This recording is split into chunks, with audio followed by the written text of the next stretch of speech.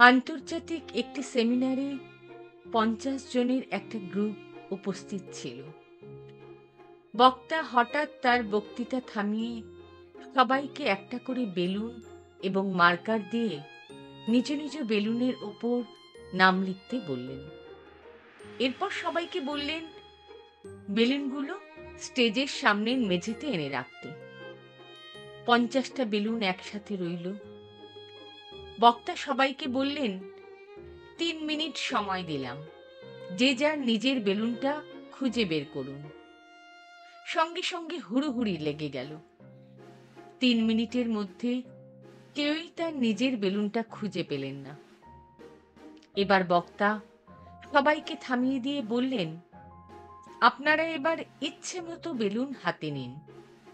সেখানে যার নাম লেখা থাকবে তার নাম ডেকে তাকে দিয়ে দিন। অবাক ব্যাপার হলো, কয়েক মিনিটের মধ্যে যার যার বেলুন শেষে পেয়ে গেল। বক্তা এবার বলা শুরু করলেন, ঠিক এই ব্যাপারটি আমাদের জীবনে ঘটে যাচ্ছে। আমরা প্রত্যেকেই চারপাশে নিজের সুখ খুঁজে বেড়াচ্ছি, কিন্তু ঠিক কোথায় সুখ তা কেউই জানি না। আমাদের সুখ আসলে নিহিত আছে অন্যের সুখের মধ্যে। অন্যদেরকে তাদের সুখ দিয়ে দিন, আপনি আপনার নিজের সুখ ঠিক খুঁজে পেয়ে যাবেন।